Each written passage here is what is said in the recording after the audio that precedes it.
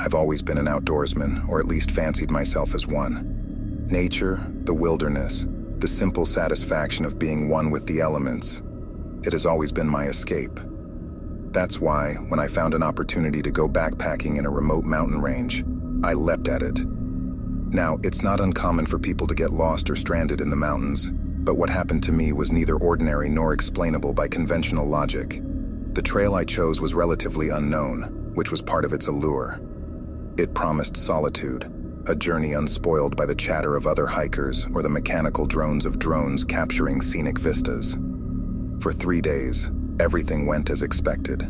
The challenge of rugged terrains, the serenity of untouched landscapes, and the primal joy of nights under a sky glittering with stars. On the 4th day, my GPS malfunctioned. It was an abrupt failure, no gradual loss of signal or anything. One moment it was working, and the next it showed a blank screen. Annoying, but not a catastrophe. I had a map and a compass as backup. By evening, though, something felt off. Despite following the map diligently, I ended up at a spot that looked nothing like the designated camping site. It was an open space, surrounded by unusually gnarled trees, their twisted limbs making grotesque shapes in the descending darkness. The air was heavy, as if it bore the weight of 1,000 untold secrets.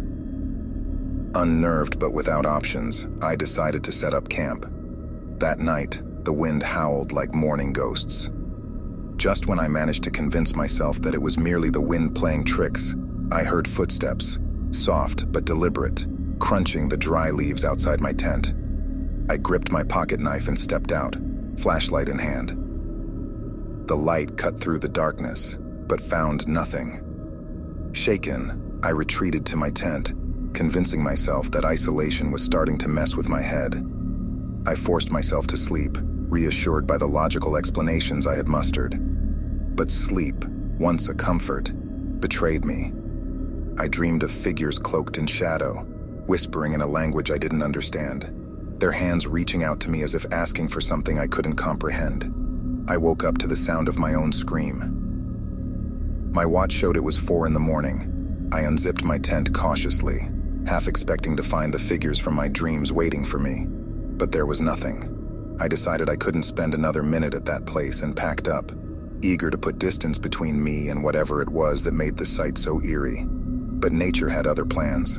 A dense fog rolled in, thick as wool and blinding. I had no choice but to stay put. Hours turned into a day, and then another. My food supplies dwindled, and the isolation gnawed at my sanity. On the 3rd day of being stranded, the fog lifted, and I received a single bar of cell signal, enough to send an SOS to the local Ranger station. Within hours, they located and airlifted me out. It was only after I returned that I discovered the truth about where I had camped. The locals avoided that area because it was known to be a sacred site, a place where, according to local folklore, spirits of the ancient inhabitants resided. Multiple hikers had gone missing in that region over the years, and some who had camped there and lived to tell the tale spoke of experiencing what they could only describe as spiritual unrest. To this day, I can't shake off the feeling that during those isolated hours, I was not alone.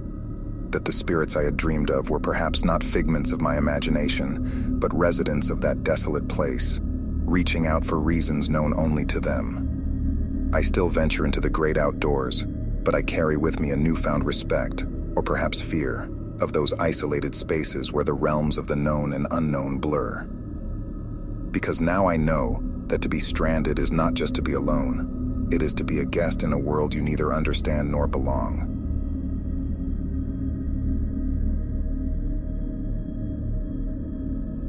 As someone who's grown up around boats, sailing was second nature to me. My dad used to take me out on his sailboat all the time when I was a kid.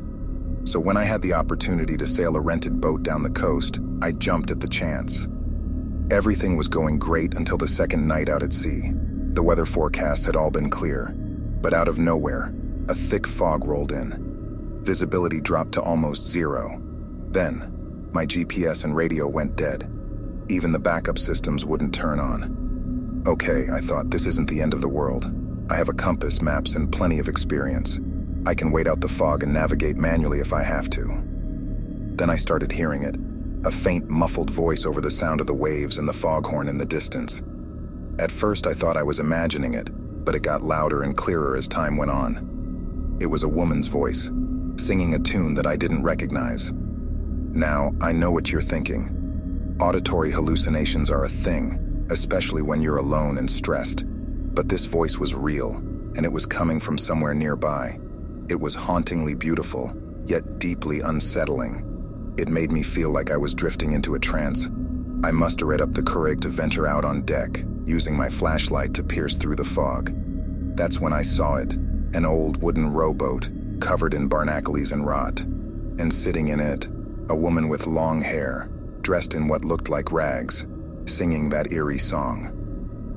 Our eyes met for a brief second before the fog swallowed her and her boat whole.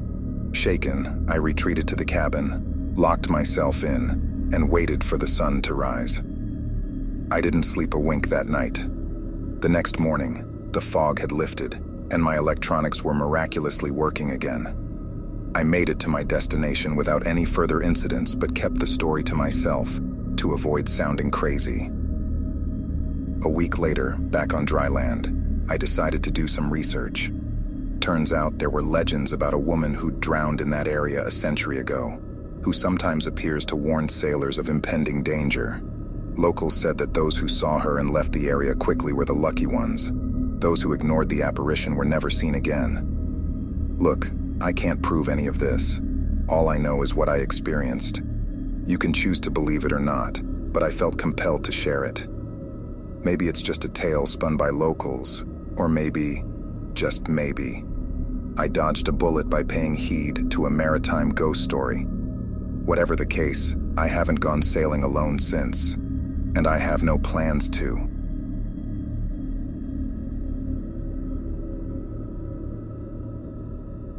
For as long as I could remember, I had a passion for the open road. Driving was my escape, a time when I could think and truly be myself. One weekend, I decided to take a long drive through the desert. I had seen photos of the landscapes, and they were breathtaking. Nothing but open roads, infinite horizons, and the soft hum of the radio to keep me company. I set off early in the morning, hoping to get the most out of the day. The drive was smooth for the first few hours. I made stops, took photographs, and just appreciated the serenity around me.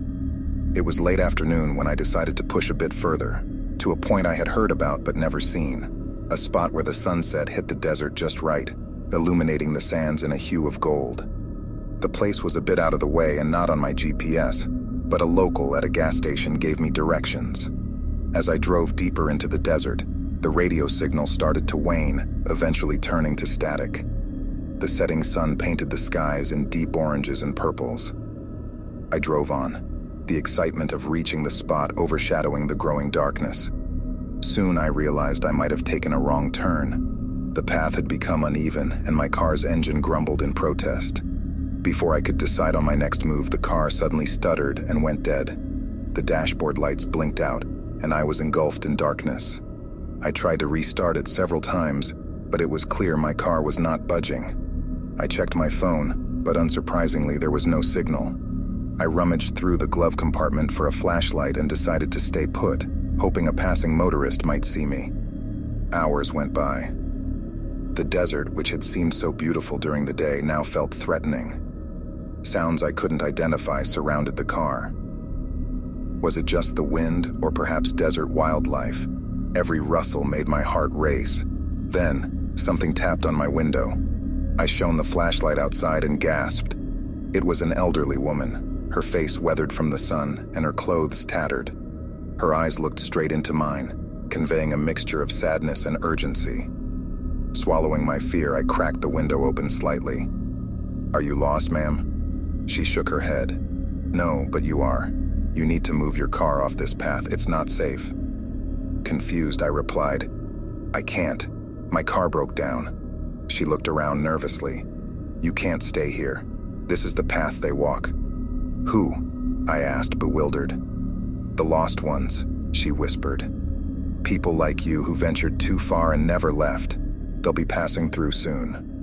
I didn't know whether to believe her or dismiss her as a delusional old woman, but her concern seemed genuine. "What should I do?" I stammered. Push the car off the path. Hide inside. Whatever you hear, whatever you see, do not venture out until daybreak. She then turned and disappeared into the darkness as quickly as she appeared. With a mix of adrenaline and fear, I managed to push the car a few feet off the path. I locked myself in and waited. The hours were torturous. I heard whispers outside, felt cold fingers brush against the windows, and saw shadows passing by. I clutched the steering wheel, praying for daylight. As dawn broke, the sounds faded. By morning, everything was still. I cautiously stepped out. My car, which had refused to start hours before, miraculously roared to life.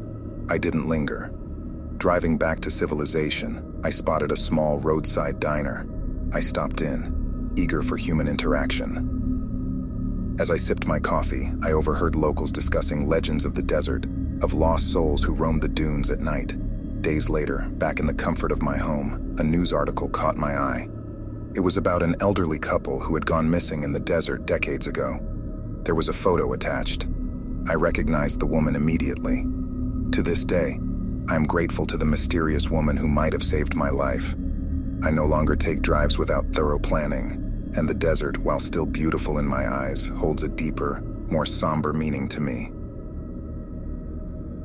I hope you found those tales as spine-tingling as I did. If you're still with us, congratulations. You've survived another journey into the terrifying and unknown. Now, if you'd like to keep the nightmares coming, go ahead and demolish that like button. It not only supports the channel, but also lets us know what kind of horrors keep you up at night. And hey, why not share your own bone-chilling experiences or thoughts in the comments below? Your story could be the seed for our next dark journey. Finally, if you haven't yet joined our ever-growing community of brave souls and seekers of the macabre, hit that subscribe button and ring the bell. That way, you won't miss a single tale and, believe me, you don't want to. Until next time, remember, the scariest stories are the ones we tell ourselves in the dark. Sleep tight.